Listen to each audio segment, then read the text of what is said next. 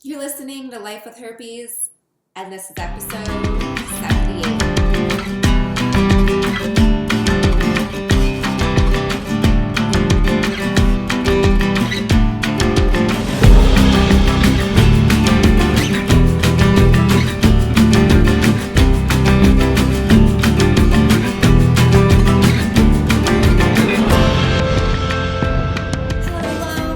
Hello. Welcome to today's episode. I am your host, Alexandra Harbushka. I'm in my kitchen. Cooking? No, I'm not cooking anything. But anyways, I am your host, Alexandra Harbushka, and I'm ecstatic to be here with you.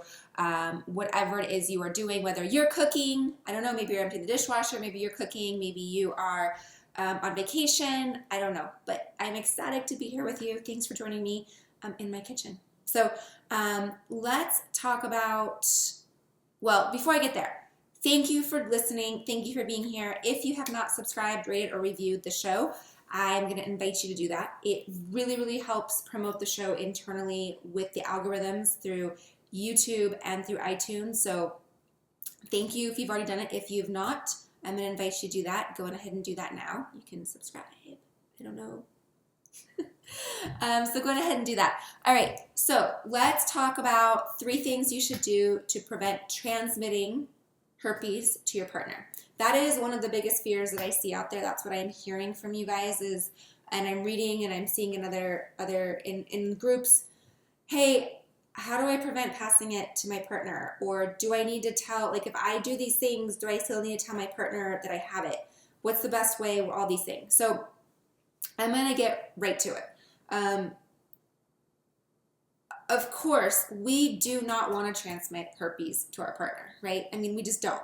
For whatever reason, it could be the fact that we don't want them to know we have herpes. So we're like, please, please, please, please, please. Like if I don't say anything and if I do all this stuff, please, please, please, please, please. Like hope it doesn't transmit, right? We want to avoid the awkward conversation.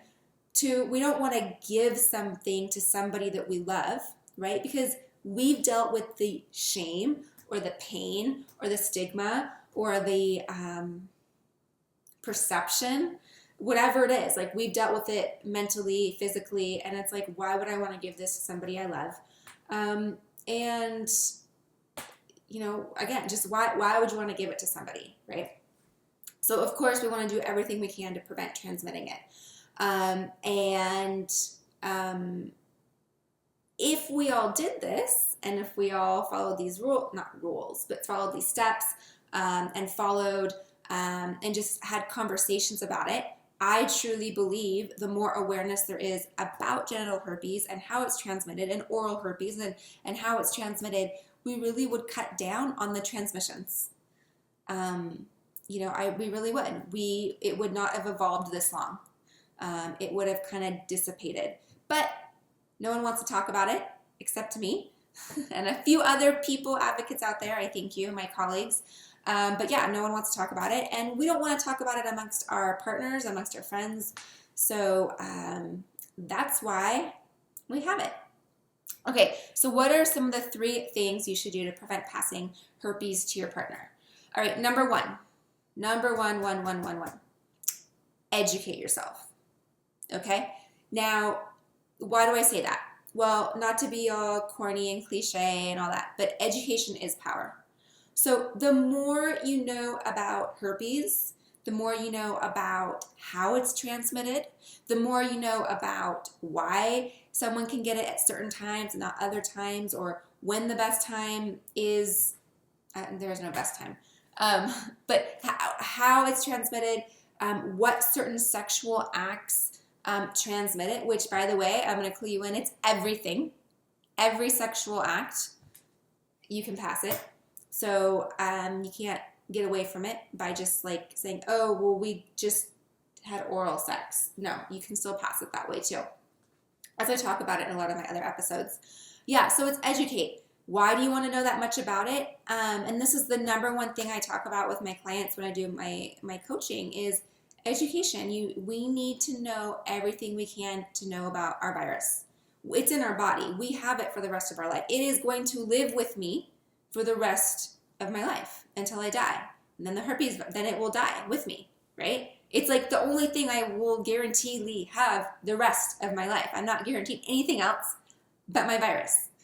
I never even thought of it that way, but it's true. So educate yourself. Educate yourself through this podcast. Go through the show notes. Go through the episodes. Binge watch, binge listen, whatever it is. Reach out to me. I have the herpes outbreak toolkit that you can purchase. That also will give you the 101. Educate yourself. The more you know, the more you can prevent passing it. So that's number one. Okay. Number two, drum roll. Talk to your partner. I know this is one you don't want to do. And I know in so many situations it's like, I just want to follow all these little steps and then avoid the conversation. And that's not the best way to go about it. I completely understand why you don't want to have the conversation. Scared of the rejection, scared of the embarrassment, the shame, mainly the rejection. And it brings it up. I know, I've been there still, right? But talk to your partner. Tell him or her, hey, I have herpes, and this is what we need to know.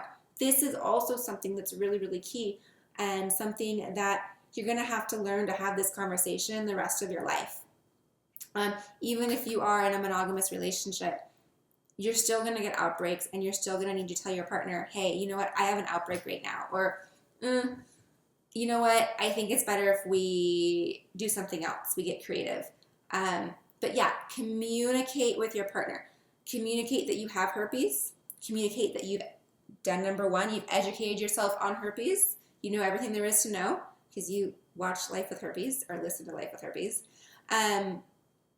But communicate how you're feeling. Gosh, I just got over an outbreak. I'm going to give it an extra day to be sure. Gosh, I don't know I have a funny feeling. I have a tingle, which is normally a sign for an outbreak. You know what? So can we hold off until tomorrow? I have this going on. Can we hold off right now? And just talk to your partner. I know that's hard, but in the long run, the truth is the best thing. And just communication. All right. Number 3. Are you ready? I bet you're ready. All right. Number 3, use protection. So that's also the best thing. And when I say protection, what do I mean? What do I mean? I mean condoms. I mean female condoms. And I mean antiviral. Okay? So I want you to use 2 of the 3. Condom and female condom, you could not use them together because it would be like rubber on rubber.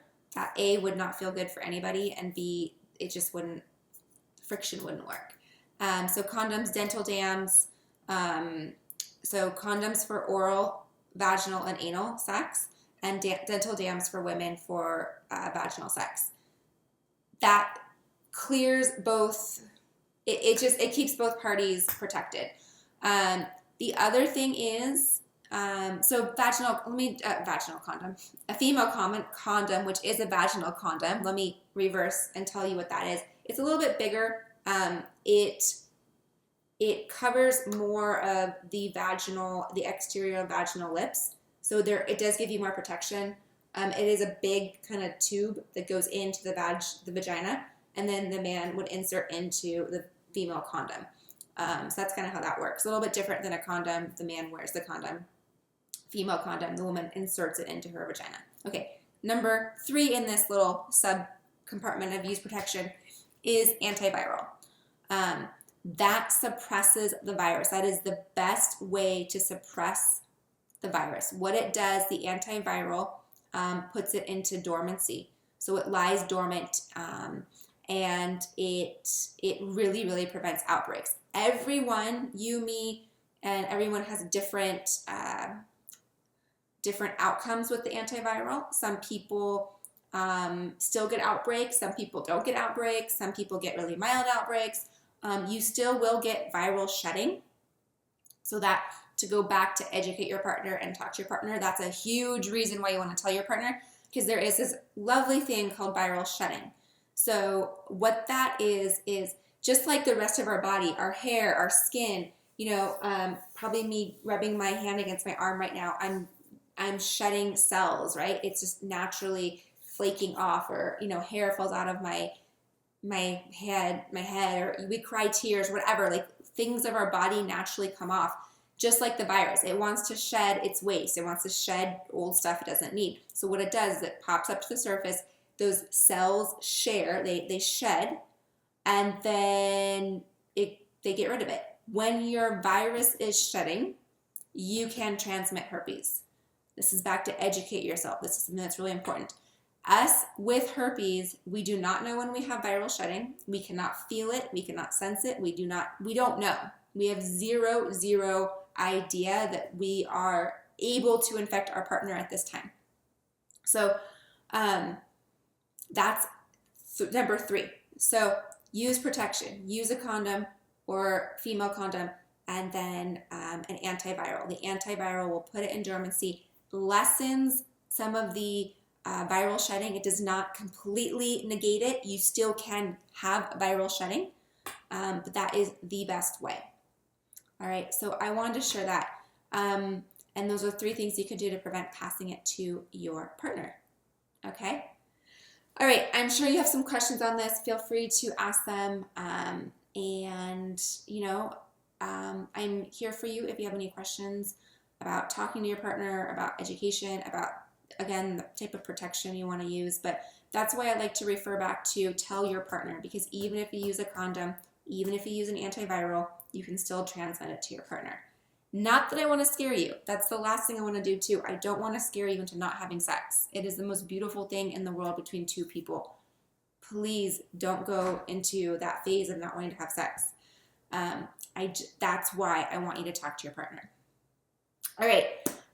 If you have not joined the Life with Herpes community, I'm going to invite you to do that. Go to lifewithherpes.com. Join. I have, I just love the community over there.